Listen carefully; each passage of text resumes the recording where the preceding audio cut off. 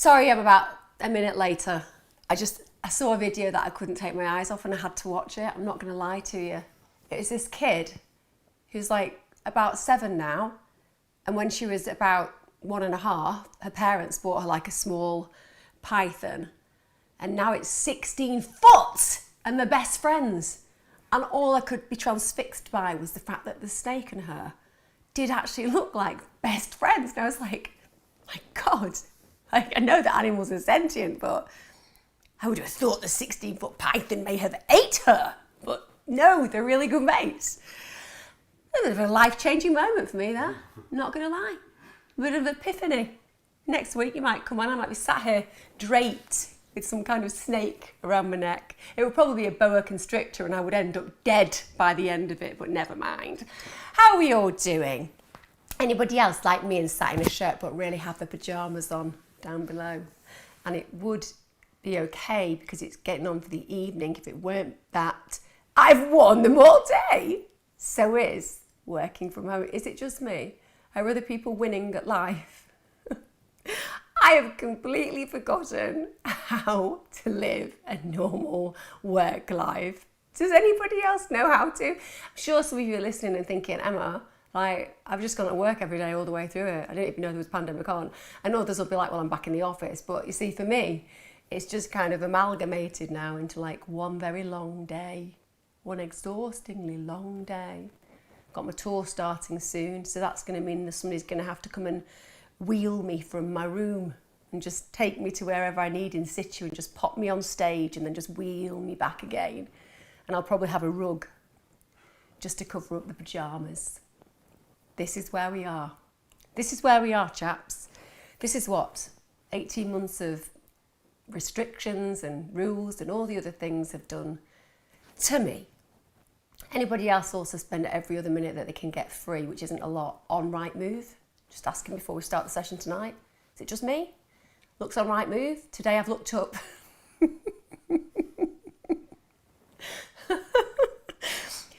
prettiest places to live in the UK. Bath came out at number 1. I've never been. Googled the prices. I won't be going. I won't be going there. Dorset looks lovely. Slightly more reasonable. Still can't afford it. Got down to like the lakes, which is only down the road, and I'm like, probably my price mark, but I can go there anytime. So that's me. I've moved several times today and won the lottery. Right, let's get on with it. Sorry to start off with a bit of a giggle. You've got to laugh, haven't you? You don't ever know whether you're just laughing or becoming hysterical.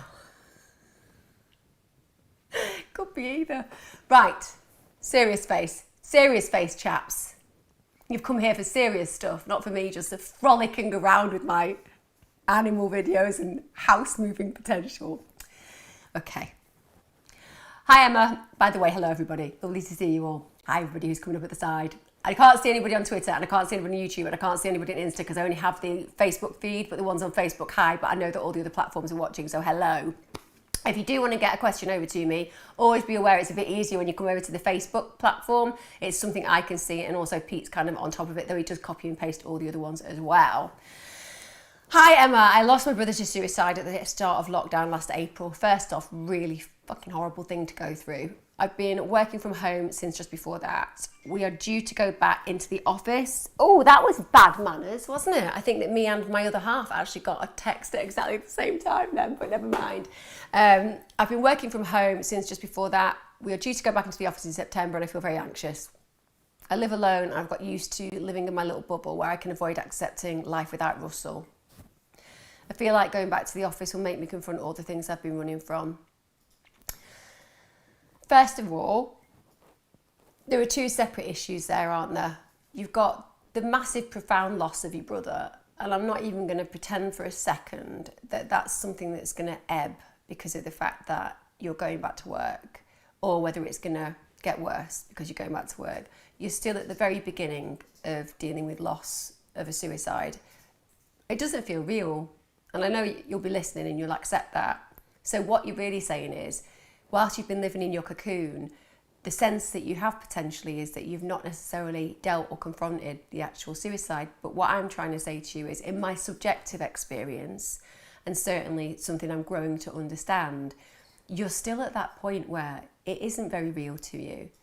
Even the imagining that you're not going to see this person again in this life, the imagining that this profound impact has occurred, it's really enormous to conceive. Obviously, I can only give you my subjective experience, but both from a practitioner's perspective and from a personal perspective of enduring and experiencing suicide, such a small amount of time that you've been dealing with it. And the kind of punctuation mark that you've got, which is that sense of being in your kitchen and doing your work from home and then thinking to yourself, God, going back to the real world is going to be confronting. I think that's more anxiety based. So I think the grief is going to go with you. Russell's going to go with you wherever you are. And when you meet people and you have conversations about Russell ideally, and you bring that in, one of the bits of advice I'd always give is, when you go back to work, maybe look at doing it on a graded level. So you could speak to your manager and just say, look, because of what happened to me with my brother, I just want to take time to get back in. Maybe go back one day the first week, a couple of days the next week, and so on and so forth.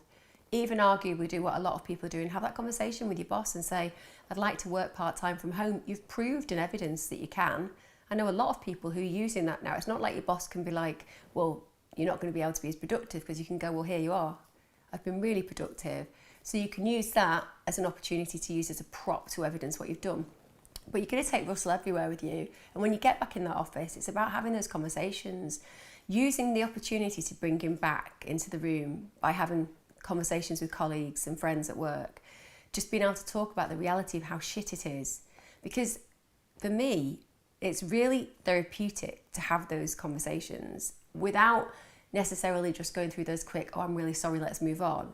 Just be more about how it's impacted on you, how you feel, and bring him in there, because he's going to be everywhere with you for the rest of your life. And I think if you manage it on those two separate levels, so one is the anxiety about getting back to normal. Everyone's going to go through that a little bit. The first time I got on the train to go back to this morning, I remember just feeling really like I didn't want to go down, not because I was scared of COVID, not because I was scared of anything in that respect, just because everything felt unfamiliar, because it had been such a long time since everything had felt familiar. So you're going to go through that. Ask for some kind of graded beginning to your work. Like I said, also think about whether you can work a few days from home every week and evidence that. But more than anything with suicide, just know it's just such an ongoing process. You're really at the beginning of it. I'm really at the beginning of my father's. It's still astonishing, isn't it? When you're a person who lives with somebody that you've loved and you've lost through suicide, it's astonishing. That's the only way I can describe it. It's totally shocking and fundamentally totally changes your entire experience. You've just gone through that. Even though it's a year and a half, you've just gone through that. So just try to understand that it's going to take a lot of time before you get even, I would say, comfortable with the acknowledgement that this has happened to you.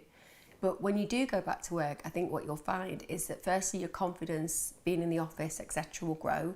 Secondly, you'll feel that you have people distracting you, because it's always going to be there.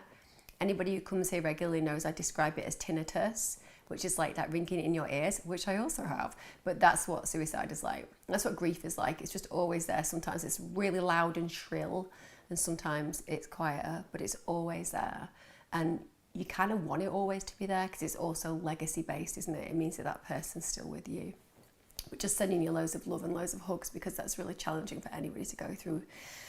Hi Emma. I sent numerous emails today to say goodbye to people in a subtle way. I've said goodbye to people in real life, they think I'm okay. My director of studies, I'm doing a master's on side of normal work, totally checked in with me. She saw through my pretense of real life. I still don't know how to move forward because I'm so suicidal. Hi Catherine. So first of all, I'm really glad that your director of studies checked in with you and saw through that.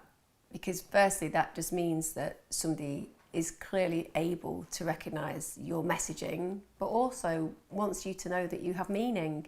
She's your director of studies, but she wants to know you're okay because she sees that your life has meaning.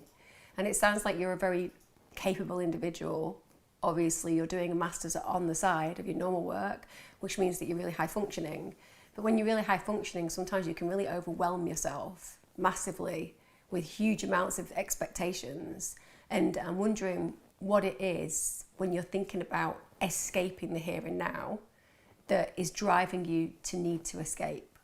Like when you think about saying goodbye to life and suicide and the feelings that provoke and promote that, usually there's a sense of wanting something to end. Now, arguably, we can say, well, on a physical level, life ends.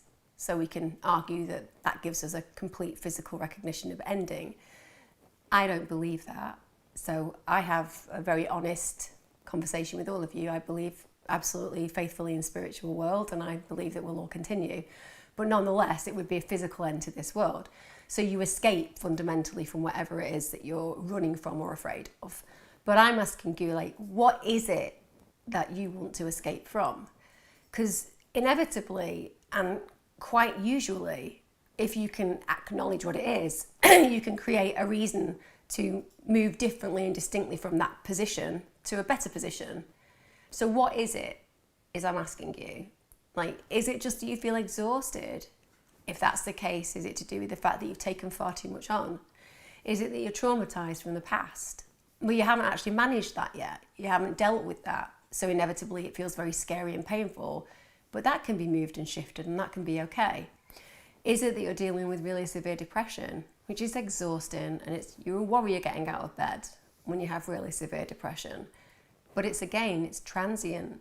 It works to move forward and through it when you create the right variables that can help you do that, such as whether it's medication or whether it's meditation, whether it's new support groups, whether it's moving to a different place and having a new life. It doesn't really matter. There's always ways through it.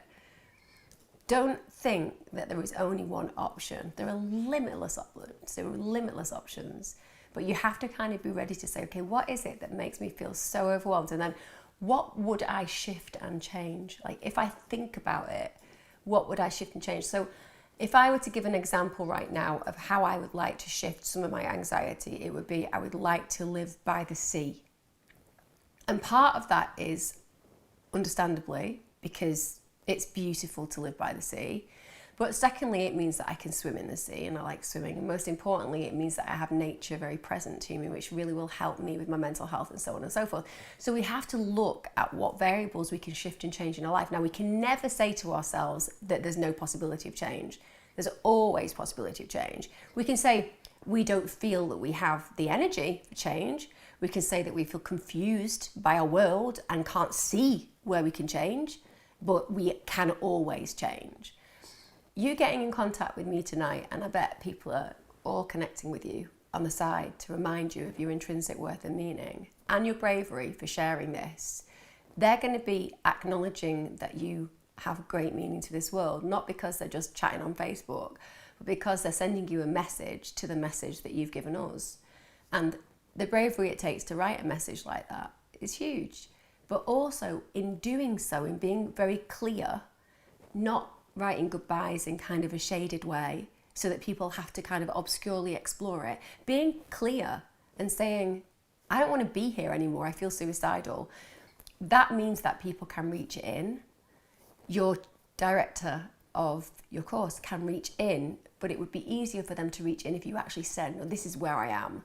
Or your friends, if you could speak to your friends about that. Now, you know me, I'm always going to say it. We can always, if you've need immediate help, we can sort it. So, you can just email your address or Facebook your address and we can sort that for you, because there are options if you're feeling really like you're not in a safe space, in a safe place. So that's fundamentally number one. If you're in a really unsafe place and you're really worried that you are going to harm yourself, then just give us your address and we'll send an ambulance. And it's as simple as that. And that doesn't make it easy. And I know it doesn't make it like something that isn't to be scared about, because people feel scared when they do those things. But you have to always be your best friend. You have to kind of be like, right, if my best friend was in a situation like this, what would I do? And inevitably, it usually is something that would make them safe. So we can do that for you.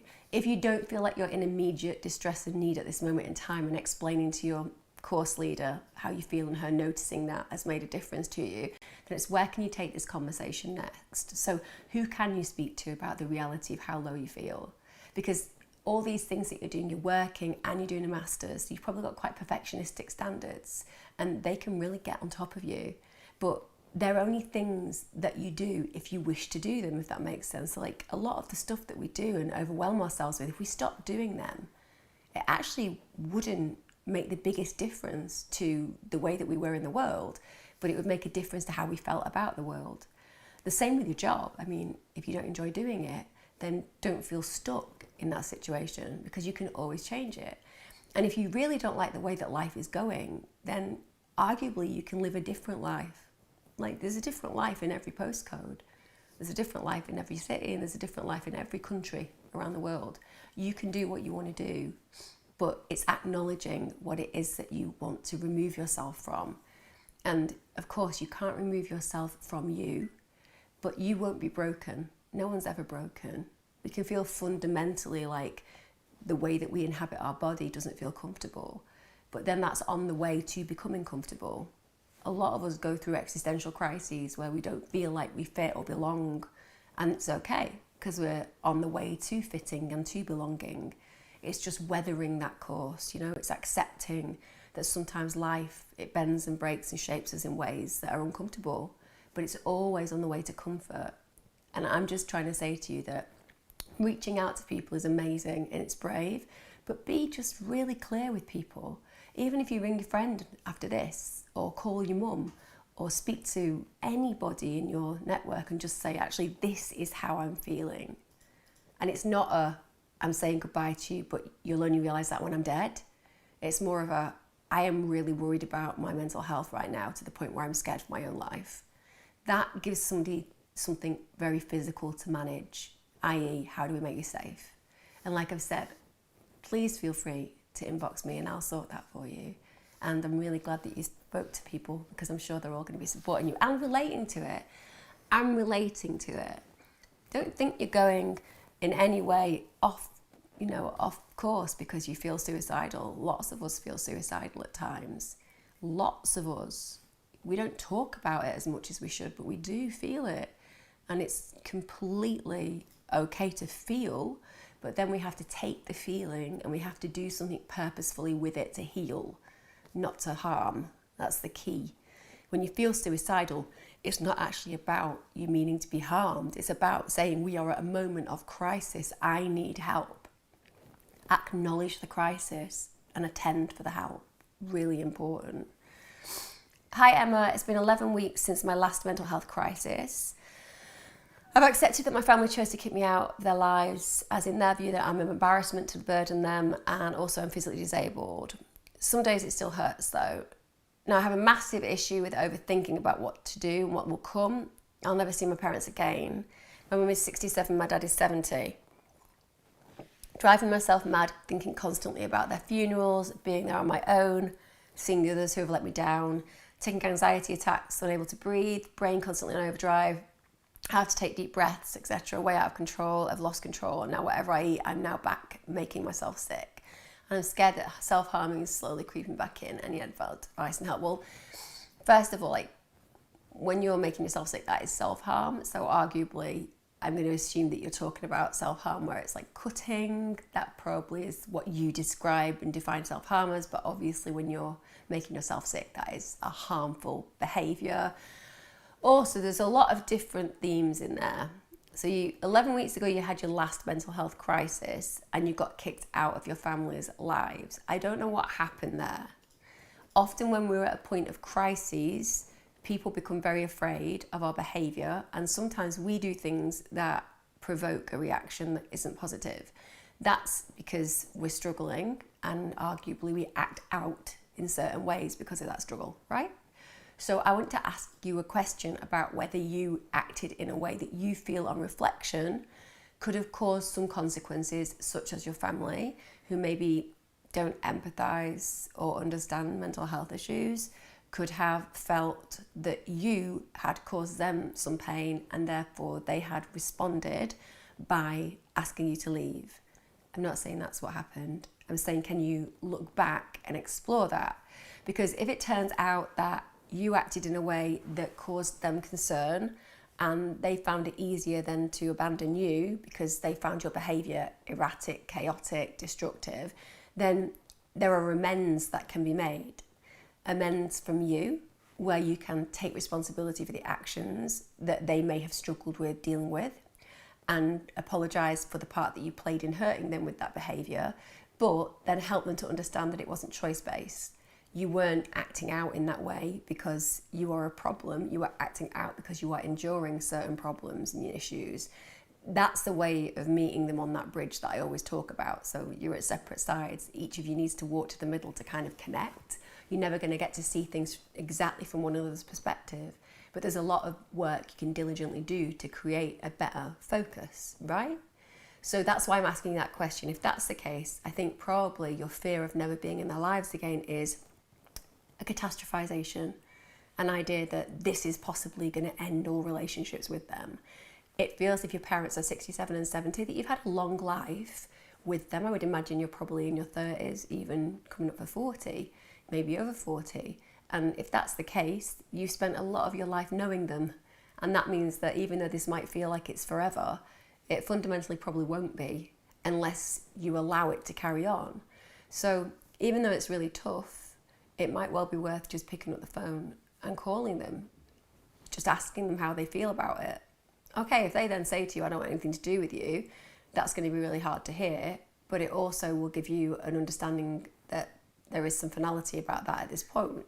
Or if you ring them and say, I'm really sorry for whatever chaos I might have caused, but I love you very much and I want you to understand where I'm coming from and I'm in pain and I've got problems and I really need your support. And if they then are willing to talk about it, that might help you negotiate a way back in there. Or you might feel that it's completely toxic and you actually don't want anything to do with them. You may feel that they've burned their bridges. If that's the case, again, I would always argue that it's better not to make things ultimatum based, because if you've decided it's an all or nothing scenario, then you're kind of going to lose in that situation on all sides. Because if you definitely don't want them in your life, which it doesn't sound like you don't, because it sounds like you're imagining being at the funerals. So if you definitely don't want them in life, you wouldn't really have a problem, would you? You wouldn't even be having this conversation because you wouldn't go to the funerals. You wouldn't care. The very fact that you feel this way suggests that there's potentially some room for negotiation within the relationship. And maybe it's about taking it slowly. Maybe it's about just meeting for a coffee once a month and just building up that way. It's really hard because people don't understand mental health issues unless they've been through them a lot of the time. Some people do, but I think they can seem really frustrating and really annoying for people around us, even boring. And it's so hard to get across to those people that no one's choosing this way, no one's choosing this path. Nobody wants to be unwell mentally. When it comes down to your bulimia, you're making yourself sick, again, that's something that you need to get some help with. And it's easier said than done because there isn't a lot of help available at the moment. I appreciate that. But getting on a waiting list, and it's going to take a long time, but it would still be better to be on a waiting list to get some kind of help. When you've got a disability, I don't know whether there's any other options. I don't know whether there's any special funding that's available. I don't really understand that world, and I'm not going to pretend I do. But certainly I would suggest you go to see your GP and have a conversation about how down you are, because you're dealing with a huge amount of issues there. Finally, this stuff about the funeral, don't even think about it. They're not dead. Like, that's not something to worry about. It really isn't. Choose your worries, choose your anxieties. They are going to die one day, as I am and you are. But realistically, it's not happened. So don't have those massive catastrophization thoughts. It's easier said than done, isn't it? You're doing the deep breathing. It's really good. Carry on doing that. Try some meditation. I think you need a social network as well. I don't know whether you've got apps like Meetup or whether there's any disability specific ones that might be helpful for you. I don't know whether there's a dating app that might be good for you if you're not in a relationship, and it maybe is time to start expanding those horizons and maybe connecting with people who, I don't know, will make you feel great about yourself, like you deserve. But like I said, with the family stuff, maybe it's just like tiny tiptoes back to a place where you can connect in a way that's going to be okay for both of you, as in your family and you. Hi Emma, I recently started trauma counselling with the NHS. I'm 2 sessions in and I'm a bit miffed. I like that word, a bit miffed. My therapist, who's a psychologist, had a general chat with me via video and asks me refer to the notes he sends in emails. Is this what therapy is meant to be? I don't know what your therapist is doing. If it's a psychologist on the NHS, they'll be a clinical psychologist. If it's trauma counselling, it could be CBT, but it could be EMDR. Homework is part of that, but it may well just be that at this moment in time, he's building up an understanding of what's going on for you so that he can understand you a little bit more deeply. So the notes are being sent to you as homework, and then the more he gets to know you through that, then the better it will be for when you actually start discussing the trauma. You've only had 2 sessions, so you may well want to get to this real deep dive, but it could be that for him, he needs to know what kind of trauma, what events, what's gone on to bring you to that point. You know, it could be PTSD, which is causing the trauma, or it could be CPTSD, because you could have had a massively sustained period of trauma. It's those kind of questions that certain practitioners will ask, and some practitioners do a lot of digging before they go any further, because remember, trauma is really triggering. So it could just be that you've got an incredibly diligent practitioner, and I know that at this moment in time you're like, I want to get to the root of it, but I would genuinely acknowledge that there's probably some work that he wants you to do together before you get to that point. Also, I would definitely, if you've got their email, because if you're sending notes and getting notes, it sounds like you probably have got some kind of contact in that respect, I would just say it. The thing about therapy is, how are you expected to trust your trauma practitioner if already you don't necessarily feel like you can trust the process? If you ask questions, if you've got concerns, that's what therapy is for. So I would just jot down in the email and say, I don't know what to expect about therapy. I really want to work through my trauma. Is it possible for you to just let me know whether there is a specific reason why we're doing these notes? I really want a deep dive. And then he'll come back to you and explain. That will reassure you, and also it'll be good for your relationship and the therapeutic dynamic. I promise you, do it. Hi Gary. Struggling, a son in and out of hospital, struggling, a son in and out of hospital, a 7-year relationship breakup, lonely too, and work bullying because I've had time off to help my son with mental health. Any advice? It's really difficult when it's your child.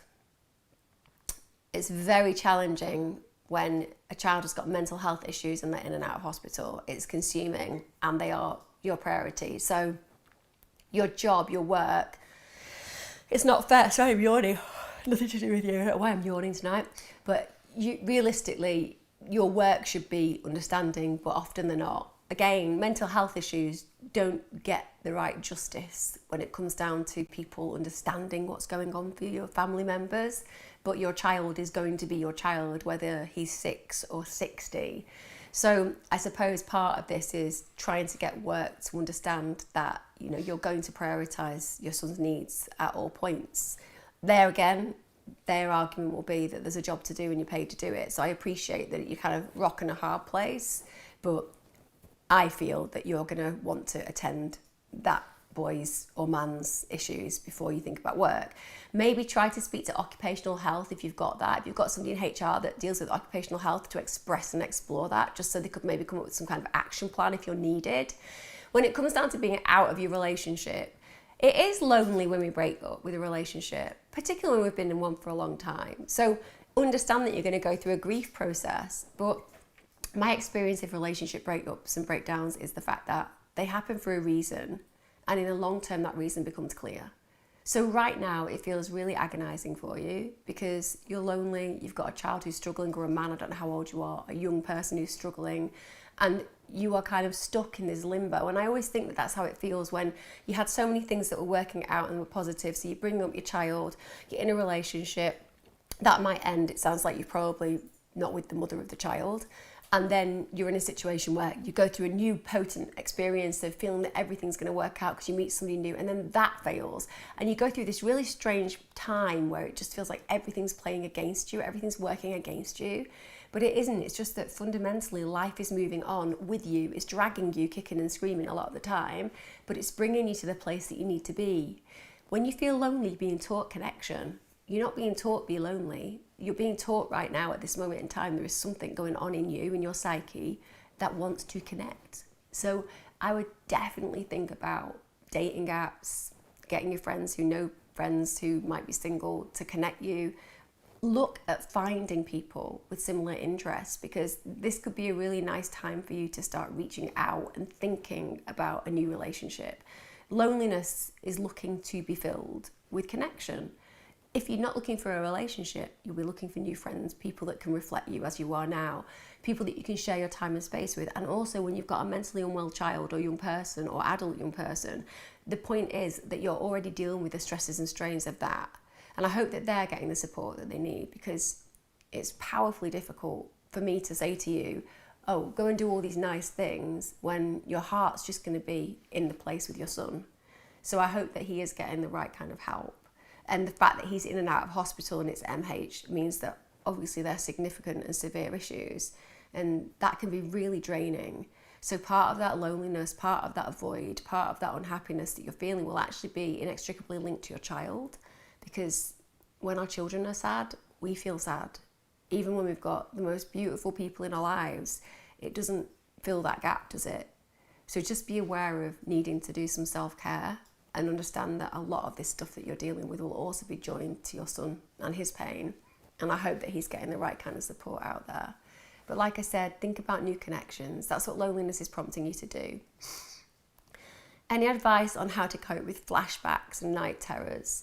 Experienced night terrors all my life, but the flashbacks have occurred since I was with my granddad when he passed. It was a traumatic death. The more I experience these, the worse my obsessive compulsive behaviours are. Okay, so you've had night terrors all your life. I would definitely go to the doctors and ask for a referral, ideally to a sleep clinic. Because if I was having night terrors constantly and it had happened all through my life, I'd want to know what was going on with my sleep. Because sleep is really important, obviously, to healing. It gets rid of the toxins in our brain, does a huge amount of stuff for us. But when we're having lots of flashbacks and nightmares and waking up and having flashbacks within that, which it must sound like you're doing because you're saying cope with flashbacks and night terrors, I'm imagining that you're going through all of that at the same time. I would really want to know what was going on in my brain, and sleep clinics can do that. So that's number one, just on a physiological level, I'd go and get that checked out. Number two, you're talking about worse since your granddad died, but you were present at his death. So that's separate, because that sounds more like a traumatic response to a very traumatic event. So we're falling more into the potential realms of PTSD. And again, that's not something I can diagnose, but it's something that definitely would be worth being explored. But then you're adding on that you have OCD.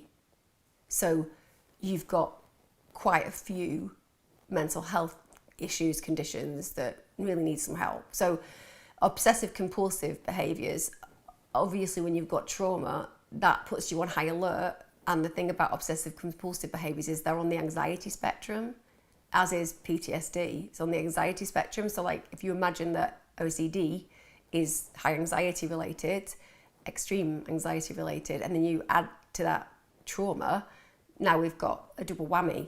So you're going to get more of those things like flashbacks, night terrors, sweating, being triggered, panic attacks, all of those things, because you've got more and more of these compounded issues that are really difficult to experience and endure. And how do you deal with it? Well, like I said, I definitely get a referral ideally to a sleep clinic if you can.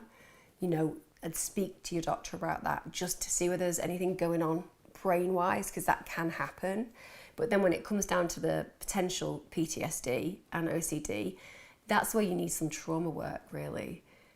Arguably, I would speak to your doctor again. If you can't afford to pay privately, it's going to be a long wait. But you can get trauma work on the NHS. There are EMDR practitioners that can help you. If you can afford therapy, then you could look at EMDR, and OCD you could look at ERP. So these are two therapies that would be helpful for you. But the other thing that I'd suggest as well is just to acknowledge that this is your brain just trying to protect you. You've been through some really horrible experiences and now you're on high alert constantly. And the OCD in itself is that protective mechanism where you think that if you go through certain rituals, or if you've constantly got something saying something awful in your head about what you're going to do to people, but you actually know that you'd never do it, so you're reminding yourself constantly that you're never going to do any of these horrible things. Those kind of ritualistic, habitual experiences, they're things that come from that anxiety spectrum. So like I said, for you, you need more help. You really do, because you've had a really traumatic experience, but on top of that, you already had OCD. I really like ERP for OCD, but again, there are lots of options, but you need to get some help. And if you can't afford to pay, get on that NHS waiting list and specifically request EMDR. It is really good. 25, works but has no life, no stable girlfriend or relationship. He's withdrawn, smokes cannabis daily. He doesn't speak to me at all. He's just jealous of his sisters. He says I do nothing for him.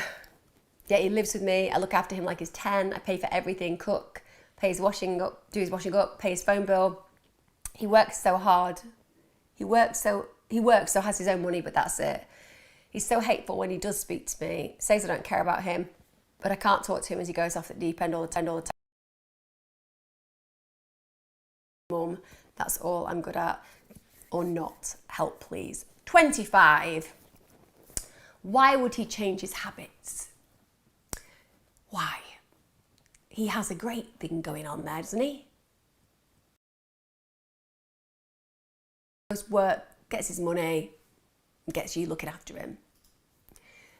Not being like nasty to you, by the way, quite the contrary. Everyone wants a mum like you. You're the kind of mum that will put up with anything, and that. But he's got a good thing going on. I appreciate that you will be worried that he might be depressed because he's moody and because he's smoking loads of weed and because he's got a temper with you. But he also just sounds like an emotionally immature man who's very capable of working, but then gets to do whatever he wants at home and doesn't have any responsibilities. So if he goes to work and gets his own money, then that means that basically he's capable. I think I've got that right. It says he works, so has his own money. Yeah,